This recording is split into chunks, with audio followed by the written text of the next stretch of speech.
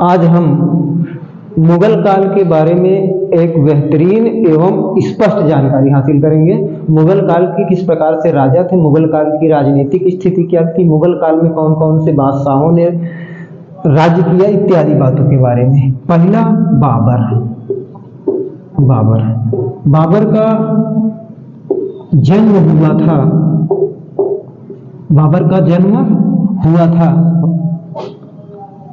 1483 को फरगना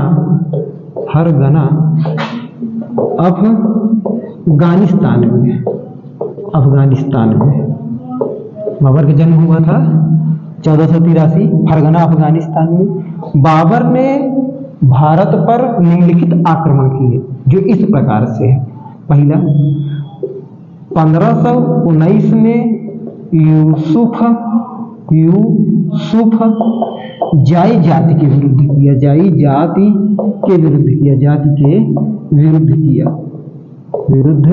किया। बाबर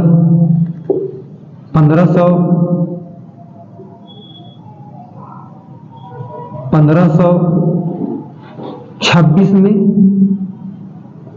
1527 में, 1528 में, 1529 में निम्न आक्रमण किए। 1526 में पानीपत का प्रथम युद्ध लड़ा। 1527 में बाबर खानवा का युद्ध लड़ा। 1528 में चंदेरी का युद्ध लड़ा। अब 1529 में घाघरा का युद्ध लड़ा। एक तरफ पानीपत के युद्ध में बाबर और दूसरी तरफ इब्राहिम लोदी, जिसमें इब्राहिम लोदी हार गया, बाबर विजयी रहा। दूसरी तरफ बाबर और दूसरी तरफ राणा सांगा, इसमें राणा सांगा पराजित हुआ और बाबर विजयी रहा। चंदेरी का युद्ध मेदनी राय प्लस बाबर, जिसमें कौन विजयी रहा, बाबर विजयी रहा, मेदनी राय हार गया। और तीसरा अफगान प्लस बाबर, जिसमें बाबर विजयी रहा, अफगान हार गए। अफगान का शासक था महमूद लोदी। बाबर ने भारत में निम्नलिखित कार्य किए। पहला, बाबर ने 1560 को बादशाह की उपाधि धारण की।